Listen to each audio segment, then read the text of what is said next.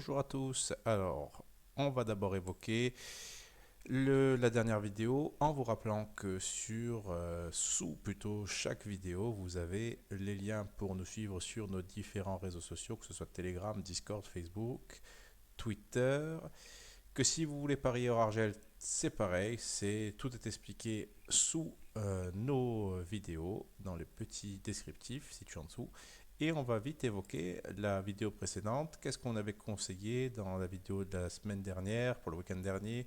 Fribourg, on avait dit que c'était pas nécessaire de les jouer. Pareil pour Mayence, d'ailleurs ils ont perdu. On avait dit que le Werder, c'était pas forcément à jouer puisque la cote était à 1,60. Par contre, on avait conseillé les Leverkusen qui était à 2,20, monté à 2,25. On voit qu'ils n'ont pas trop fait de détails. Francfort, la value était nulle. C'est monté un petit peu avant le match, donc ceux qui ont pris tant mieux. On avait conseillé Dortmund, même Dortmund avec le handicap sur le club. Le Bayern également, la cote était haute, mais on n'avait pas parlé de handicap. Et pour les Leipzig, comme prévu, la cote est montée aux alentours de 2,45, 2,50. Donc il fallait jouer ce match, peu importe le résultat. Et pour Gladbach, on avait conseillé un over 3 qui est passé à la dernière seconde. Donc, allez, maintenant on va parler de la Serie A. Il y a une journée en semaine. On va d'abord parler du Napoli qui reçoit Empoli. Ici, on va toujours regarder les cotes et les stats.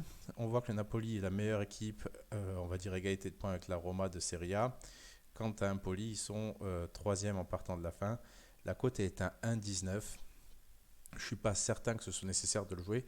Je ne peux pas dire qu'il n'y a pas de value, elle doit être minime, hein, parce que le Napoli est tellement fort que ça peut se jouer, surtout sur ceux qui jouent les petites cotes.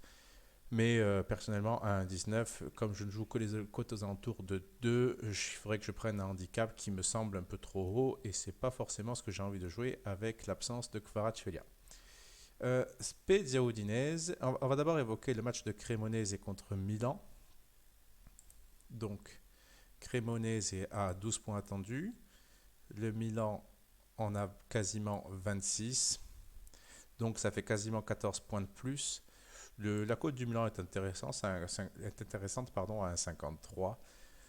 L'idéal, ce serait quand même que ça monte à 1,60, 1,65. Mais on va quand même dire quelque chose d'assez intéressant. C'est que pour le match Spezia-Udinese, vous avez quasiment le même écart. Udinese a 22 points attendus. La Spezia est dernière avec 9 points attendus. Donc c'est quasiment le même écart en termes de points attendus. Par contre, la cote est à 1,88, quasiment 1,90. Donc déjà l'Udine, je le joue. Le Milan, je le laisse en stand-by. Bon, le Milan évidemment a de meilleures individualités que l'Udinese, il faut le prendre en compte, ce qui fait que la cote sera jamais celle d'Udine. Mais vous avez quand même une idée de l'évaluation des bookmakers sur des rapports qui sont sensiblement les mêmes. En tout cas, des points attendus qui séparent les deux équipes sont quasiment équivalents, mais la cote, elle, a complètement dévissé l'une par rapport à l'autre. Cela dit, ce n'est pas pour autant qu'il n'y a pas de value sur le Milan. Atalanta-Lecce. Lecce a 13 points attendus, on va dire 14. L'Atalante en a 25. Je trouve que là, par contre, jouer l'Atalante, c'est un petit peu risqué parce que l'Atalante, ce n'est quand même plus la même folie offensive qu'il y a 2-3 ans. Donc, je laisse cette cote-là, une cote qui est inférieure, par exemple, à celle de l'Udinese à Spezia. Donc, je ne laisse ce match sans regret. Sassuolo contre la Roma, là, par contre, il y a peut-être une petite value sur la Roma. La Roma est la meilleure équipe de Serie A.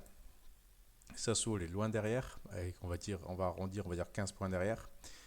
Ce qu'il faut savoir avec la Roma, c'est que depuis l'absence de Dybala, ça va quand même pas super fort dans le jeu. C'est pour ça que j'y vois une value, mais je suis pourtant pas certain de le jouer parce que dans ces points attendus là, il y a aussi pas mal de matchs avec Paulo Dybala.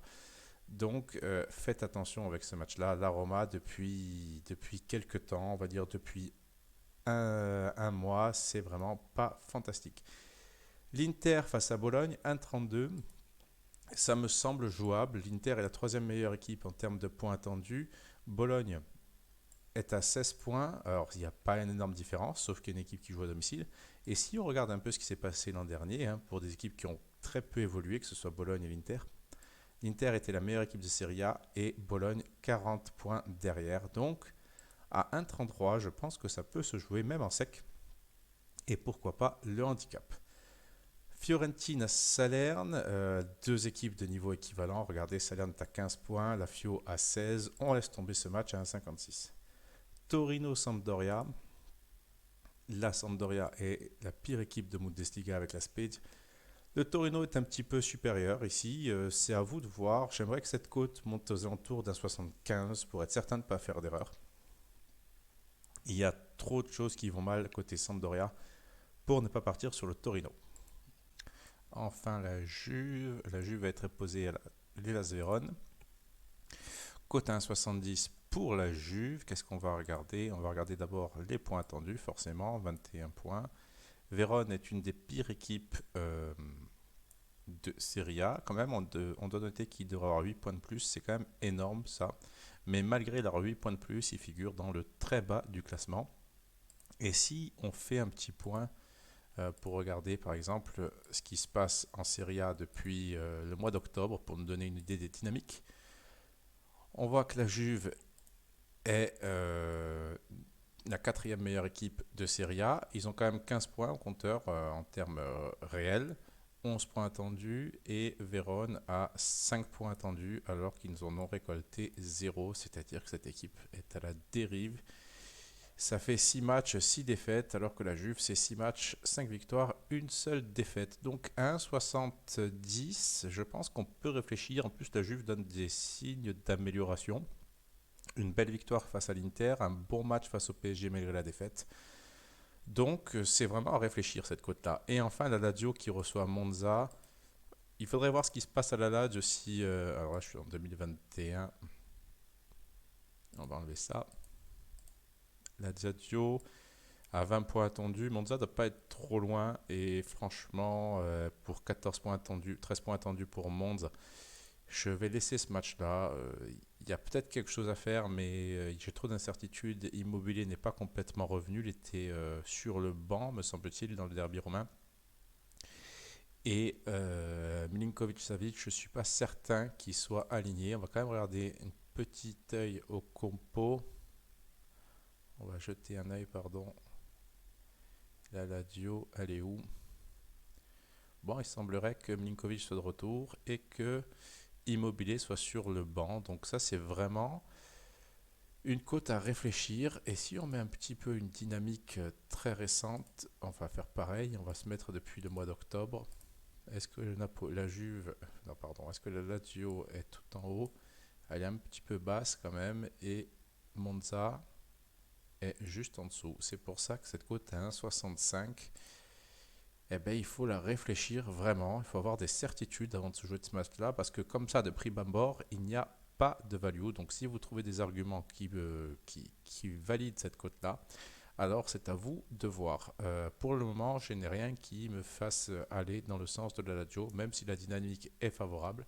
Mais sans doute qu'il gagne des matchs qu'il ne devrait pas forcément gagner puisque le classement depuis le mois d'octobre, nous montre une Lazio qui figure dans, on va dire, le ventre mou de cette Serie A. Voilà, j'en ai fini avec la Serie A et je vous dis à très vite pour une vidéo, la dernière vidéo de l'année sans doute sur les championnats. Allez, à très vite, bonne semaine et bon gars.